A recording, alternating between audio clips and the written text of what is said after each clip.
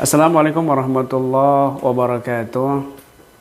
Berjumpa kembali dengan Al-Fakir Ahmad Imran Rashidi Ibn Abdul Al-Khatimi di channel Ruqyah Aswaja Official dimanapun Anda berada.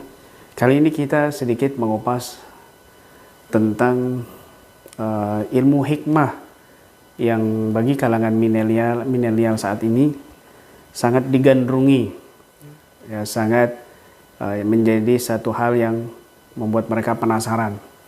Sampai mereka ada yang ikut bergabung di dalam beberapa padepokan karena persepsi yang sudah tersebar luas ilmu hikmah itu adalah ilmu-ilmu yang seperti pental-pentalan, dipukul mental, mau ditendang mental, atau mungkin ilmu yang bisa menyambat jin ke dalam tubuhnya sendiri, atau mungkin ilmu yang mereka juluki dengan ilmu laduni. Lalu bagaimana pandangan Islam, ya, tentang ilmu hikmah tersebut? Baik, kita sebelum membahas yang dimaksud itu, terlebih dahulu kita harus memahami tentang definisi hikmah itu sendiri. Allah Subhanahu wa taala berfirman dalam Al-Qur'an, yu'til hikmata may yasha wa man yu'tal hikmata faqad utiya khairan katsira. Allah memberikan hikmah kepada orang yang Allah kehendaki. Barang siapa yang Allah berikan hikmah, maka dia telah diberikan oleh Allah Subhanahu wa taala kebaikan yang banyak sekali.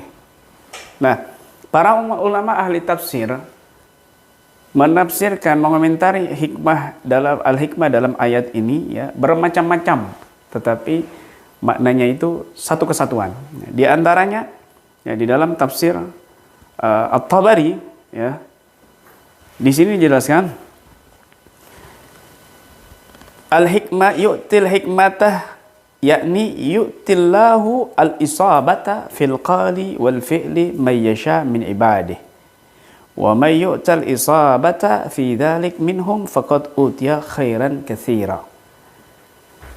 Dalam tafsir At-Tabari dikatakan Allah memberikan hikmah, artinya Allah memberikan kebenaran di dalam ucapan dan perbuatannya pada orang yang Allah kehendaki dari hamba-hambanya. Dan barang siapa yang Allah anugerahkan kebenaran pada ucapan dan perbuatannya, maka sungguh Allah telah berikan kebaikan yang banyak untuk orang tersebut. Nah, hikmah di sini maknanya anugerah atau hidayah, petunjuk, kebenaran di dalam ucapan dan perbuatan. Ini kembali lagi kepada ilmu tasawuf, kembali lagi kepada al-thariqah. Ya. Artinya ilmu hikmah ini kebenaran di dalam ucapannya, kebenaran juga di dalam perbuatannya. Itulah orang ahli hikmah. Nah, maka makna yang dimaksud hikmah oleh Allah Subhanahu wa taala dan Rasulnya dan juga para ulama Ahlussunnah wal Jamaah, ya, di antaranya mereka yang memiliki kebenaran di dalam ucapan dan perbuatan. Siapa orang yang Allah berikan anugerah ini, kebenaran di dalam ucapan dan perbuatannya, maka sungguh Allah telah berikan kebaikan yang banyak.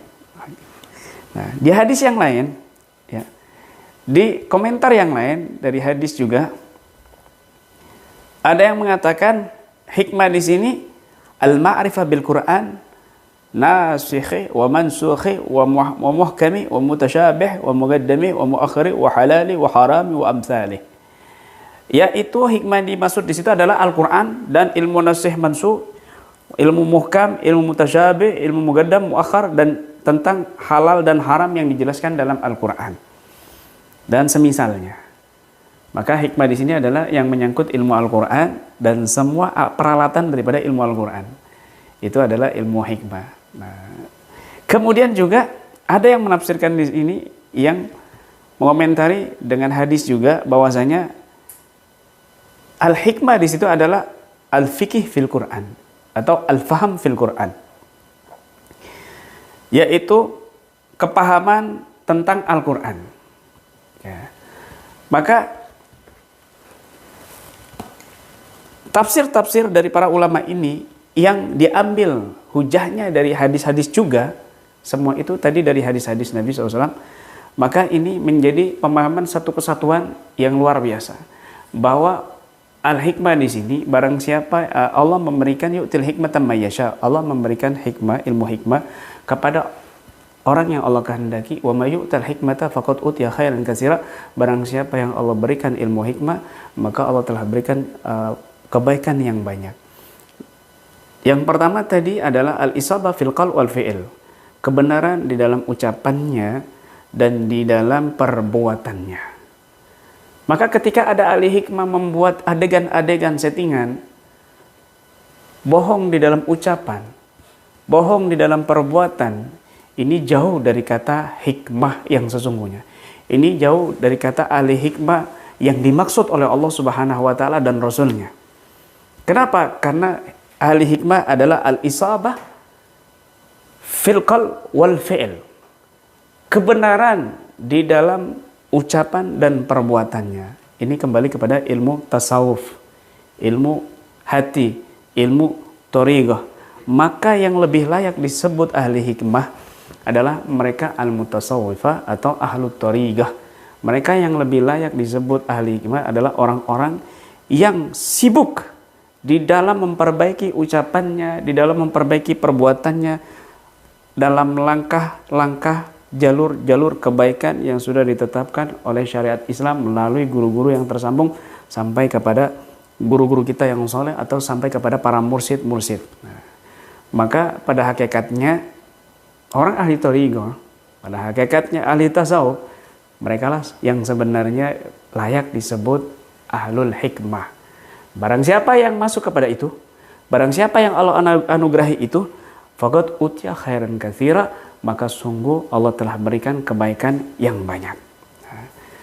Dan kemudian juga tadi ada pemahaman tafsir hikmah di situ, al-faham fil Quran, memahami di dalam Al-Quran, paham tentang ilmu Al-Quran, paham tentang ilmu alat-alat Al-Quran, paham tentang manfaatnya Al-Quran, paham tentang barokahnya Al-Quran.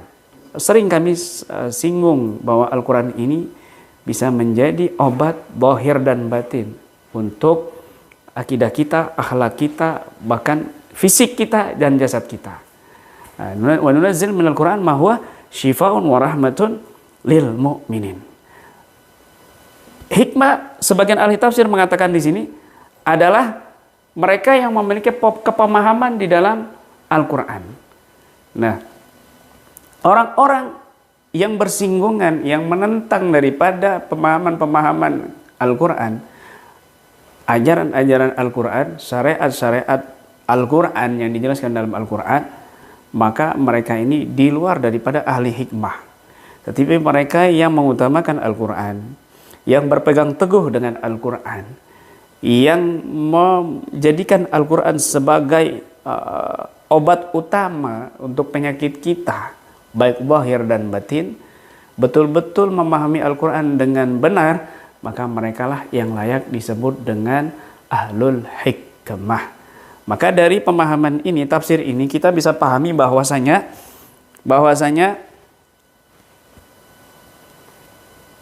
mereka yang disebut al-hikmah tadi, yang pertama, mereka yang berusaha memperbaiki ucapan dan perbuatannya dalam kebenaran, ya, bukan kemunafikan, bukan kebohongan dan lain sebagainya. Dan ini adalah bisa juga dikatakan dari orang-orang ahli tasawuf, ahli thariqah. Orang-orang ahli tasawuf dan ahli thariqah, mereka layak disebut ahlu hikmah. Dan juga mereka yang berkecimpung dalam Al-Quran, seperti para pengajar Al-Quran, hafidh Quran, dan juga para peruqyah, mereka juga bisa dan layak disebut ahlul hikmah. Maka makna hikmah yang disesatkan, makna hikmah yang dimaknai di luar makna yang sesungguhnya, yang viral, yang digandrungi kaum milenial saat ini, bukanlah makna yang dimaksud dalam Al-Quran, yang dimaksud oleh Allah dan Rasulnya. Jadi seperti ilmu laduni, ilmu karomah-karomahan, atau dipukul mental dan lain sebagainya, ini makna persepsi yang sudah jauh dari makna yang sesungguhnya. Nah, dari sini kita bisa paham, ya, siapa yang layak yang disebut ahlul hikmah sesungguhnya dalam Al-Quran. Dan siapa mereka yang beruntung, faqad utiya khairan katsira, telah Allah berikan kebaikan yang banyak.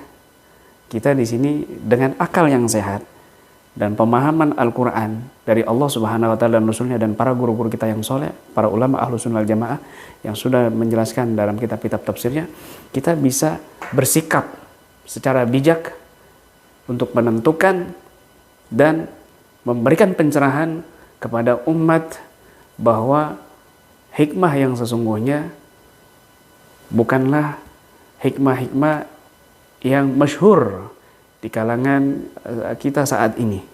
Tetapi kita harus bisa memberikan penjelasan, pencerahan kepada umat bahwa ahlul hikmah mereka adalah yang berusaha, yang Allah anugerahi kebenaran dalam ucapan, dalam perbuatannya, dan mereka yang berusaha mengutamakan Al-Quran, memahami Al-Quran dengan baik, mengamalkannya, dan menerapkannya dalam kehidupan sehari-hari.